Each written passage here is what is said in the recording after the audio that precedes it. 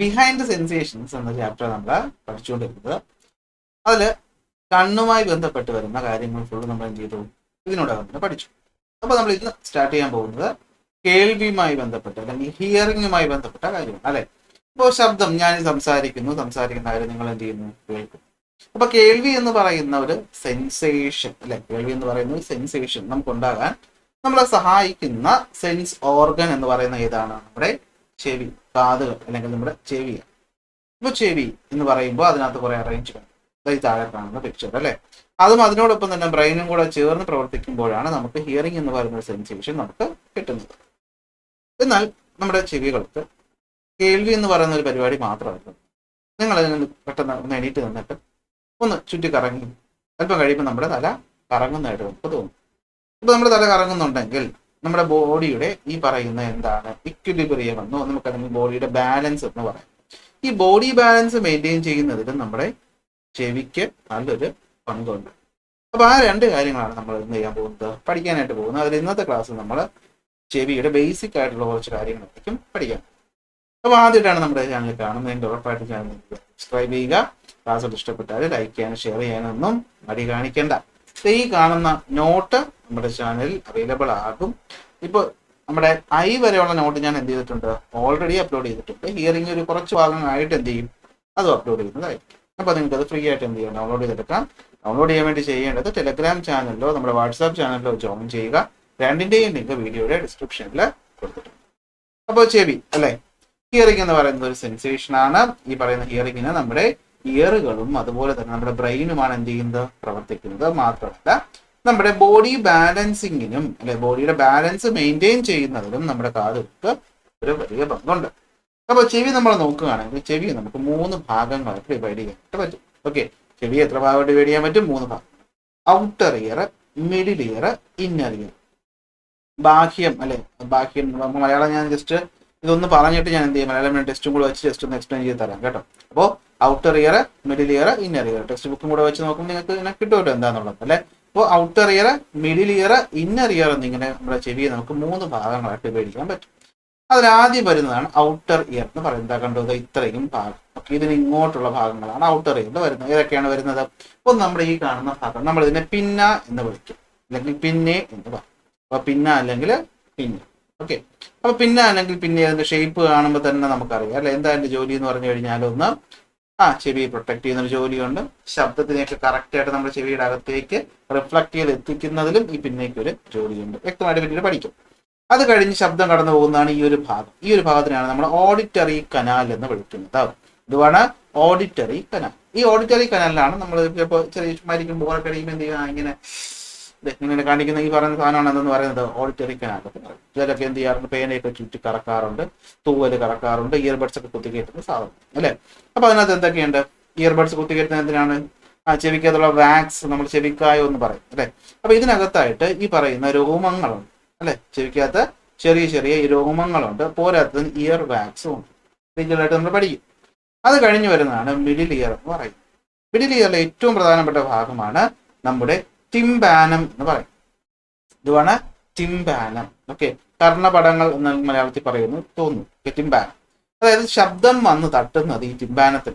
Okay, പറയും നമ്മളിങ്ങനെ മൂർച്ചയുള്ള ഒന്നും എന്ത് ചെയ്യരുത്, ചെവിക്കകത്തേക്ക് കുത്തി കയറ്റരുത്. കയറ്റിൽ എന്ത് പറ്റും, അത് ടിംബാനത്തെ ഡാമേജ് ചെയ്യും. ടിംബാനം ഡാമേജ് ആയ നമ്മുടെ കേൾവി ശക്തി തന്നെ ഇല്ലാതാകും എന്നൊക്കെ ചെറിയ പ്രായത്തിൽ നിങ്ങളുടെ വീട്ടിൽ പറഞ്ഞിട്ടുണ്ടാവത്തില്ലേ. അപ്പൊ അതാണ് ഈ കാണുന്നത്. കണ്ടത് ഈ ഒരു പൂ പോലെ ഇരിക്കുന്ന ഈ ഒരു സാധനമാണ് എന്താ, ടിംബാനം എന്ന് പറയുന്നത്. അപ്പൊ ടിംബാനം എന്തിന് വരുന്നു, മിഡിൽ ഇയർ എന്ന് വരുന്നു. ടിംബാനം കഴിഞ്ഞിട്ട് വരുന്നതാണ് ഇയർ ഓസിക്കിൾസ്. ഇയർ ഓസിക്കിൾസ് എന്ന് വെച്ച് കഴിഞ്ഞാൽ എല്ലുകളുടെ ഒരു അറേഞ്ച്മെന്റ് ആണ്. 3 തരം എല്ലുകൾ, മാലിയസും ഇൻകസും സ്റ്റേപ്പിസും എന്ന് പറയുന്ന 3 എല്ലുകളുടെ ഈ ഒരു ഗ്രൂപ്പിനെയാണ് നമ്മൾ ഇയർ ഓസിക്കിൾ എന്ന് പറയുന്നത്. എല്ലുകളുടെ അറേഞ്ച്മെന്റ് ആണ് ഇയർ ഓസിക്കിൾ എന്ന് പറയുന്നത്. അപ്പൊ ഇതെന്തിനകത്ത് വരും, മിഡിൽ ഇയറിനകത്ത് വരും. ഈ മിഡിൽ ഇയറിൽ ഈ പറയുന്ന സ്റ്റേപ്പിസ് വന്ന് ചേരുന്ന ഭാഗം കണ്ടോ, ഇതാ ഇങ്ങോട്ടും. അപ്പൊ ഇതിനെ വെസ്റ്റിബ്യൂൾ എന്ന് പറയും. വെസ്റ്റിബ്യൂൾ കഴിഞ്ഞിട്ട് ഈ പറയുന്ന ഒച്ചു കണക്കിരിക്കുന്ന ഈ ഒരു സാധനത്തിൽ നമ്മൾ കോക്ലിയ എന്നും പറയും. കേൾവി എന്ന് പറയുന്ന സംഭവത്തിന്റെ എനർജി ട്രാൻസ്ഫർ, എനർജി കൺവേർഷൻ നമ്മൾ മോട്ടറിലും അല്ലെ ജനറേറ്ററിലും ഒക്കെ പഠിക്കത്തില്ലേ ഫിസിക്സിൽ, അതുപോലെ എനർജി കൺവേർഷൻ നടക്കുന്നത് ഈ കോക്ലിയക്കകത്ത് ഇഷ്ടമാണ്. അപ്പൊ ഇവിടുന്ന് ഓഡിറ്ററി നെർവ് പുറത്തോട്ട് പോകുന്നുണ്ട്, പിന്നെ വെസ്റ്റിബിൾ നെർവും ഉണ്ട്, പിന്നെ ഇവിടെ ആയിട്ട് ഇങ്ങനെ ഒരു സെമി സർക്കുലാർ സാധനമുണ്ട്. നമ്മളത് എവിടെ പഠിക്കും, ഇയർ ബാലൻസിങ് വരുന്ന സമയത്ത്. നമ്മുടെ ബോഡി ബാലൻസിങ് വരുമ്പോഴാണ് ഇപ്പം വളരെ പ്രധാനപ്പെട്ട ജോലി വരുന്നത്. ഇനി യൂസ്റ്റേഷ്യൻ കനാൽ എന്ന് പറയുന്ന ഒരു കനാൽ നമുക്ക് ഇവിടെ കാണാനായിട്ട് പറ്റും. ജലദോഷം വരുമ്പോൾ ചെവി അടയ്ക്കാറില്ലേ അല്ലെ? നമ്മൾ മൂക്കും ചെവിയും തമ്മിൽ ഒരു കണക്ഷൻ ഉണ്ട്. ഈ കണക്ഷനാണ് യൂസ്റ്റേഷ്യൻ കനാൽ എന്ന് പറയുന്നത്.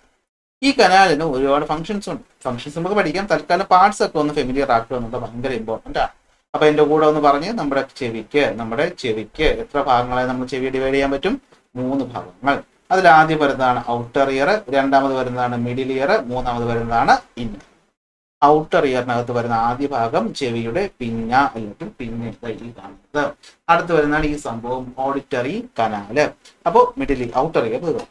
അത് കഴിഞ്ഞിട്ട് നമ്മുടെ ചെവിയുടെ ഈ പറയുന്ന ടിംപാനം എന്ന് പറയുന്ന സാധനം, അതായത് നമ്മുടെ ഈ പറയുന്ന കേൾവി, നമ്മൾ പോകുന്ന ശബ്ദങ്ങൾ ഇതിലാണ് വന്ന് തട്ടുന്നത്. അപ്പൊ ആ ടിംപാനം, അത് കഴിഞ്ഞിട്ട് വരുന്ന നമ്മുടെ ഇയർ ഓസിക്കിൾ എന്ന് പറയുന്ന എല്ലുകളുടെ ഗ്രൂപ്പ്, അത് കഴിഞ്ഞിട്ട് ഈ പറയുന്ന യൂസ്റ്റേഷ്യൻ കനാലൊക്കെ നമുക്ക് മിഡിൽ ഇയറിൽ പറയാം. എന്നാൽ അത് കഴിഞ്ഞിട്ട് ഈ സ്റ്റേപ്പിസ് വന്ന് ചേരുന്ന ഈ പറയുന്ന വെസ്റ്റിബ്യൂള്, അതുപോലെ തന്നെ cochlea, auditory nerve, vestibular nerve ഒക്കെ എന്തിനകത്ത് വരും? ഇന്നർ ഇയറിനകത്ത് വരും.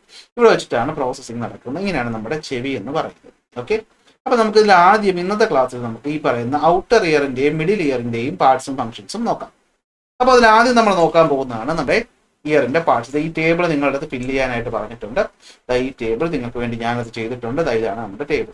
ഓക്കെ, വേണമെങ്കിൽ സ്ക്രീൻഷോട്ട് എടുത്ത് വെക്കാം. ഔട്ടർ ഇയറിനകത്ത് വരുന്നത് പിന്നെ ഓഡിറ്ററി കനാല്, മിഡിൽ ഇയറിൽ വരുന്നത് ടിംപാനം അഥവാ ear drum, ear ossicle, Eustachian canal, inner ഇയറിൽ വരുന്നതാണ് cochlea, vestibule, auditory nerve, vestibular nerve. അത് നമുക്ക് ഓരോ ഭാഗങ്ങളായിട്ട് നോക്കാമല്ലോ. അതിൽ നമ്മൾ ആദ്യം പഠിക്കാൻ പോകുന്നത് ആരെ പറ്റിയിട്ടാണ്? നമ്മുടെ പിന്നയെ പറ്റിയിട്ടാണ്. പിന്നയുടെ ജോലി എന്താ? ഞാൻ പറഞ്ഞു, ശബ്ദത്തെ റിഫ്ലക്ട് ചെയ്ത് കറക്റ്റ് ആയിട്ട് എത്തിക്കുക. Direct the sound waves into the auditory canal.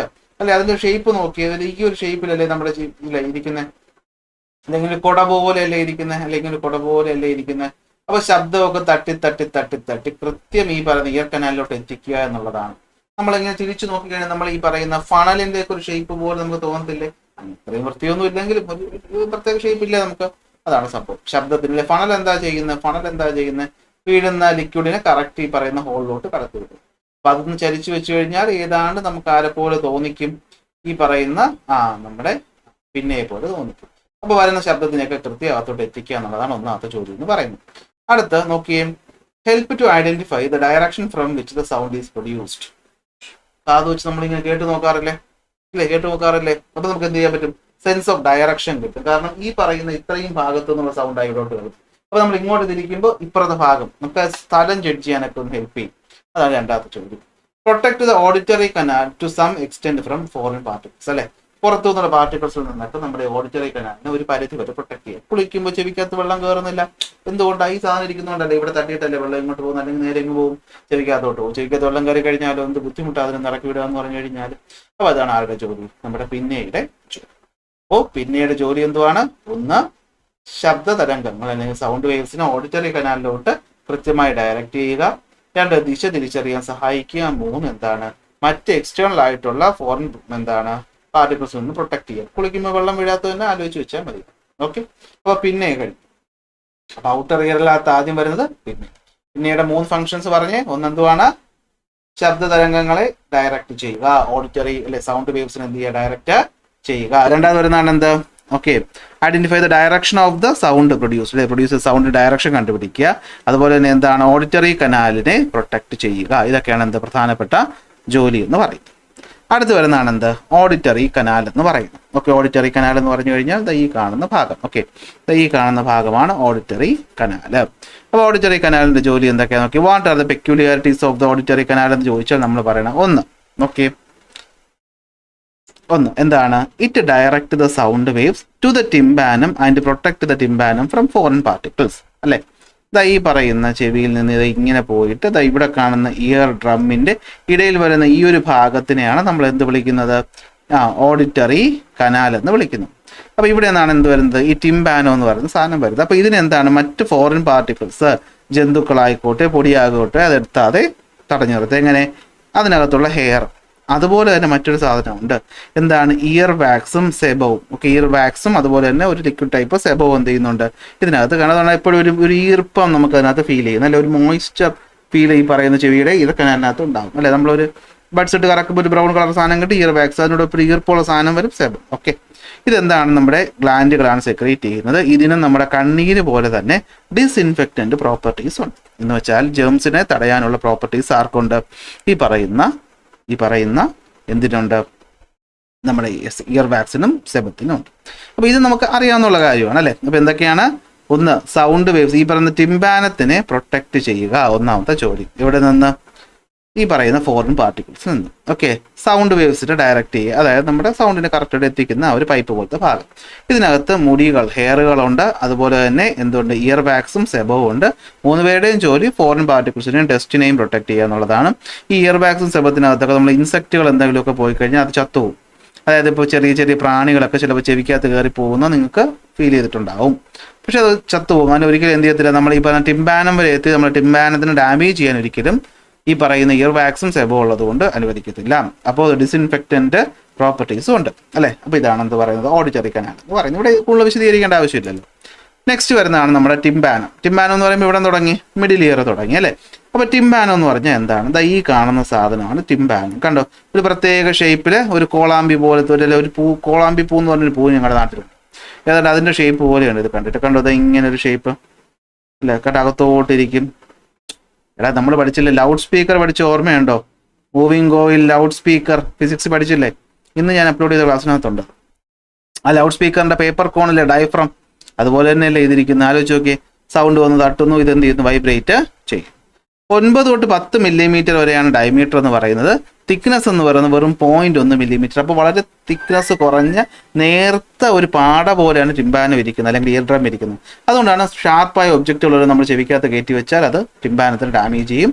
ഇതിനെന്തെങ്കിലും damage പറ്റിയാൽ നമ്മുടെ കേൾവി ശക്തി നഷ്ടപ്പെടും. കാരണം ശബ്ദം എന്ത് ചെയ്യത്തില്ല, ഈ പറയുന്ന നമ്മുടെ സൗണ്ട് വേവ്സ് വൈബ്രേഷൻസ് ആയിട്ട് മാറ്റുന്നത് ഇവനാണ്.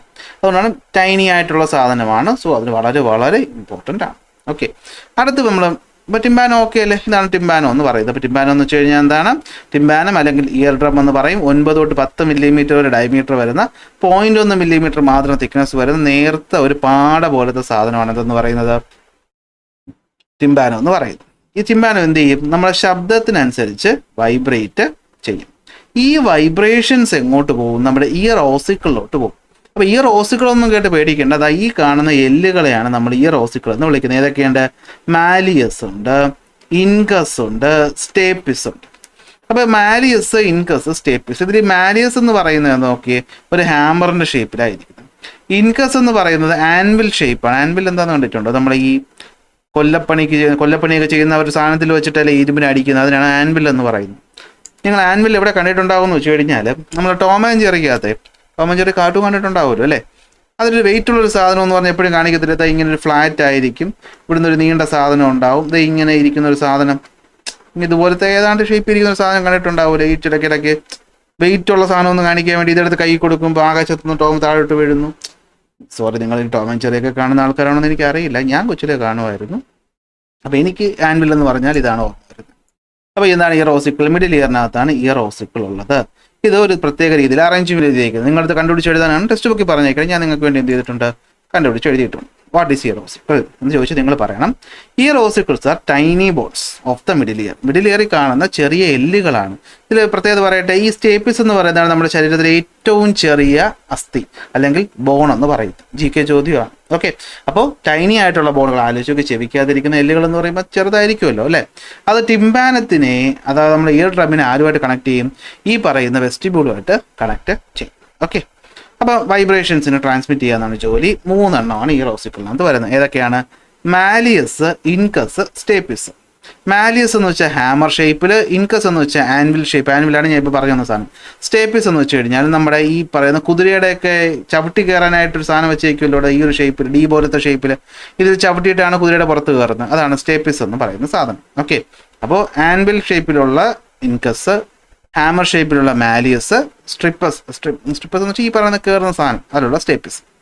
മാലിയസ് ജോലി എന്താ? ടിംബാനത്തിനോട് അറ്റാച്ച് ചെയ്തിരിക്കുന്നത് മാലിയസ് ആണ്. മാലിയസിൽ നിന്ന് എങ്ങോട്ട് പോകും? ഇൻകസിലോട്ട് പോകും. അപ്പോൾ മാലിയസിനെ സ്റ്റേപ്പിസിനെ തമ്മിൽ കണക്ട് ചെയ്യുന്നതാണ് ആര്? ഇൻകസ്. ഏറ്റവും അവസാനം ഈ ഓവൽ വിൻഡോ എന്ന് വെച്ചാൽ നമ്മൾ ഈ വെസ്റ്റിബ്യൂളിനകത്തുള്ള ഓവൽ വിൻഡോ പഠിക്കുകയിനി, അതിലോട്ട് കണക്ട് ചെയ്തിരിക്കുന്നതാണ് ആര്? സ്റ്റേപ്പിസ് എന്ന് പറയുന്നത്. എന്താ അവരുടെ ജോലി? ഇവരുടെ ജോലി എന്ന് വെച്ചാൽ ശബ്ദത്തിനെ ആംപ്ലിഫൈ ചെയ്യുക എന്നുള്ളതാണ്. നമുക്ക് ഈ കിട്ടുന്ന ശബ്ദത്തിൻ്റെ വൈബ്രേഷൻസിനെ ആംപ്ലിഫൈ ചെയ്യുക എന്നുള്ളതാണ് ആരുടെ ജോലി? ഈ പറയുന്ന ഇയർ ഓസിക്കിളിലെ മാലിയസ് ഇൻകസ്റ്റേപ്പിയസ് ബോണുകളുടെ ജോലി എന്ന് പറയും. സെറ്റ് അല്ലേ? ഓക്കെ അല്ലേ? The tympanum vibrate in accordance with the sound waves. These vibrations makes the bone in the ear ossicle vibrate as well. സെറ്റാണ്. ലാസ്റ്റ് ഇതിൽ വരുന്ന ഭാഗമാണ് എന്തെന്ന് പറയുന്നത്? Eustachian canal. എന്താണ് യൂസ്റ്റേഷ്യൻ കനാൽ എന്ന് പറഞ്ഞു കഴിഞ്ഞാൽ എന്താ? ഇവിടെ കണ്ടോ, കനാല് കണ്ടോ? ഇവിടെ ശ്രദ്ധിച്ചൊന്ന് നോക്കിയടാ. ഇത് നമ്മുടെ ലാരിങ്സുമായിട്ടാണ് എന്ത് ചെയ്തേക്കുന്നത്? കണക്ട് ചെയ്തേക്കുന്നത്. നമ്മുടെ തൊണ്ടയിലോട്ടാണ് ഇത് പോയേക്കുന്നത്. ഇത് ഒരു എയറിൻ്റെ പാസേജ് ആണെന്ന് മനസ്സിലാക്കുക. എന്താണ്? എയറിൻ്റെ പാസേജ് ആണ് ഈ പറയുന്നത്. അപ്പം നമ്മൾ ഈ പറയുന്ന ഇയർ ഡ്രമ്മിൻ്റെ ഇടതുവശത്തും വലതുവശത്തും, ഇയർ ഡ്രമ്മിൻ്റെ ഈ പറയുന്ന, ഇപ്പോൾ ഇതിനെ ഞാൻ ലെഫ്റ്റ് എന്ന് വിളിച്ചാൽ ഇതിൻ്റെ റൈറ്റ്, ഇവിടെ രണ്ടിടത്ത് എയർ കോളം, എയറിൻ്റെ ഭാഗമുണ്ട്. ഈ രണ്ടിൻ്റെ മർദ്ദമൊക്കെ മെയിൻറ്റെയിൻ ചെയ്യാനായിട്ട് എയറിനെ അങ്ങോട്ടും ഇങ്ങോട്ടും ഒക്കെ കൺട്രോൾ ചെയ്യുന്നത് ഈ പറയുന്ന എയർ പാസേജ് ആണ്. നിങ്ങൾ മൂക്ക് രണ്ടും അടച്ചു വെച്ചിട്ട് നിങ്ങൾ എന്ത് ചെയ്യുക? തൊണ്ടയിലോട്ട് വായിക്കകത്ത് ഇങ്ങനെ എയർ നിറച്ച് നോക്കിയോ? കുറച്ച് കഴിയുമ്പോൾ എന്ത് പറ്റും? നിങ്ങളുടെ ചെവിക്കകത്ത് ഒരു പുറത്തോട്ടൊരു പുഷ് ഫീൽ ചെയ്യാൻ പറ്റത്തില്ലേ? അല്ല, ജലദോഷം വരുമ്പോൾ ചെവി അടയുന്നതൊക്കെ യൂസ്റ്റേഷ്യൻ കനാലിൻ്റെ പരിപാടി കൊണ്ടാണ്. നമ്മൾ നോക്കാം യൂസ്റ്റേഷ്യൻ കനാൽ എന്ന് വെച്ചാൽ എന്താണ്? It is A long tube with 4 centimetre, 4 centimetre നീളമുള്ള ലോങ് ആണ്. ഇതാരൊക്കെ തമ്മിൽ കണക്ട് ചെയ്യും? മിഡിൽ ഇയറിനെയും ഫാരിങ്സിനെയും, ഞാൻ ലാരിങ്സ് എന്ന് പറഞ്ഞില്ല, മാറി മുകളിലത്തെ ഫാരിങ്സിനെയും തമ്മിൽ എന്ത് ചെയ്യും? കണക്ട് ചെയ്യും.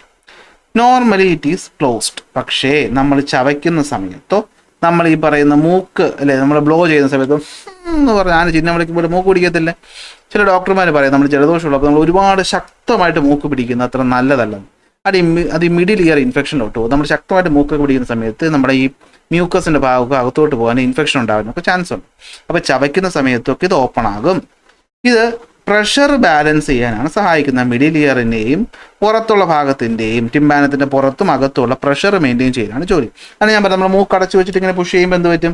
ഈ ടിംബാനം പുറത്തോട്ട് പോകുന്നത് ഇതുകൊണ്ടാണ്. ഓക്കെ, മ്യൂക്കസിൻ്റെയും ഫ്ലൂയിഡ്സിനെയും ഒക്കെ ഈ പറയുന്ന ഫാരിങ്സിൽ നിന്ന് പോകാനായിട്ടും ചിലപ്പോൾ ജലദോഷം വരുമ്പോൾ ഈ അകത്തോട്ട് ഇത് ചെന്ന് കയറുകയൊക്കെ ചെയ്യും. അപ്പോൾ ഒരു ഡ്രെയിനേജ് പോലെ ഇതെന്ത് ചെയ്യും? ആക്ട് ചെയ്യും. ഇതാണ് ആരുടെ ജോലി? യൂസ്റ്റേഷ്യൻ കനാലിൻ്റെ ജോലി. അപ്പോൾ പറഞ്ഞേ, ഒരു 4 സെൻറ്റിമീറ്റർ ലോങ് ട്യൂബാണ്. മിഡിൽ ഇയറിനെയും ഫാരിങ്സിനെയും തമ്മിൽ കണക്ട് ചെയ്യുന്നു.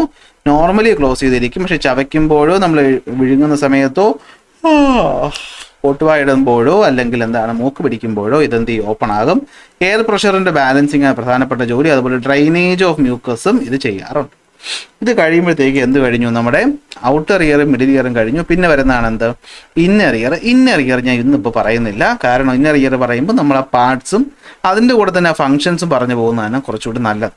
അപ്പോൾ അത് നമുക്ക് എന്ത് ചെയ്യാം? അടുത്ത പാർട്ടായിട്ട് എടുക്കാം. ഓക്കെ, അപ്പോൾ ഇത്രയും കാര്യങ്ങളൊക്കെ ആണല്ലോ.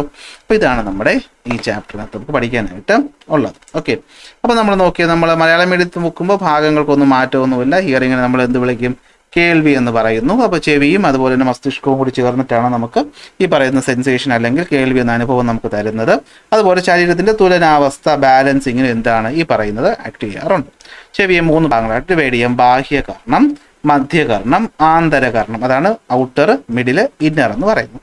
പിന്നെ നമ്മൾ ചെവിക്കൂട എന്നാണ് പറയുന്നത്. ഓക്കെ, പിന്നെ നമ്മൾ എന്ത് വിളിക്കും? ചെവിക്കൂട. ഓഡിറ്ററി കനാലിന് കർണനാളം എന്ന് പറയും. അപ്പോൾ ഈ പറയുന്ന ചെവിക്കൂടയുടെ ജോലി എന്താ നമുക്കിപ്പോൾ നോക്കാം. കർണനാളം മനസ്സിലായല്ലോ. അടുത്ത് നമ്മളെ ടിംബാനം എന്ന് ഞാൻ പറഞ്ഞ സാധനമാണ് കർണപടം, ഇയർ ഡ്രം, കർണപടം. അത് കഴിഞ്ഞിട്ട് നമ്മൾ എന്ത് പറഞ്ഞു? ഈ പറയുന്ന അസ്ഥി ശൃംഖല പറഞ്ഞു. എന്ത് പറഞ്ഞു? അസ്ഥി ശൃംഖല. അത് കഴിഞ്ഞിട്ട് വരുന്നതാണ് എന്താണ്? വെസ്റ്റിബ്യൂള് പേരിന് മാറ്റമൊന്നുമില്ല, കോക്ലിയയ്ക്ക് പേര് മാറ്റമൊന്നുമില്ല, ശ്രവണാസ്ഥി. ഓക്കെ, ശ്രവണ ആസ്ഥി. ഓക്കെ, അതുപോലെ സെമി സർക്കുലർ കനാലുകളും ഉണ്ട്. ഇത് ഞാൻ നേരത്തെ പറഞ്ഞു, നമുക്ക് ബോഡി ബാലൻസിങ് വരുമ്പോഴാണ് ഈ സെമി സർക്കുലർ കനാലുകളുടെ ഉപയോഗം എന്ത് ചെയ്യുന്നത്? കൂടുതലായിട്ട് വരുന്നത്. ഓക്കെ, അപ്പോൾ നോക്കിയാൽ ചെവിക്കൂടയുടെ ധർമ്മങ്ങൾ എന്തൊക്കെയാണ്? ശബ്ദതരംഗങ്ങളെ കർണനാളങ്ങളിലേക്ക് നയിക്കുക. അതുപോലെ തന്നെ എന്താണ്? ശബ്ദം ഏത് ദിശയിൽ നിന്നാണ് വരുന്നതെന്ന് മനസ്സിലാക്കാൻ സഹായിക്കുക. അതുപോലെ അന്യവസ്തുക്കൾ ചെവിയിലേക്ക് കടക്കാതെ പ്രൊട്ടക്റ്റ് ചെയ്യുക. കാരണം നാളത്തിൻ്റെ സവിശേഷത പറയുകയാണെങ്കിൽ എന്തൊക്കെയായിരിക്കും? ഒന്ന്, ശബ്ദതരംഗങ്ങൾ നയിച്ച് എവിടെ എത്തിക്കുക? നമ്മൾ ഈ പറയുന്ന. ഓക്കെ, അപ്പോൾ നമുക്ക് തൽക്കാലം ഞാൻ ഇവിടെ പറഞ്ഞ് നിർത്തുകയാണ്. ഇതിൻ്റെ ബാക്കി ഭാഗം ഞാൻ എന്ത് ചെയ്യാം? അടുത്ത ക്ലാസ്സിൽ എക്സ്പ്ലെയിൻ ചെയ്ത് തരാം. ഓക്കെ, അടുത്ത ക്ലാസ്സിൽ അടുത്ത ടോപ്പിക്കായിട്ട് കാണാം.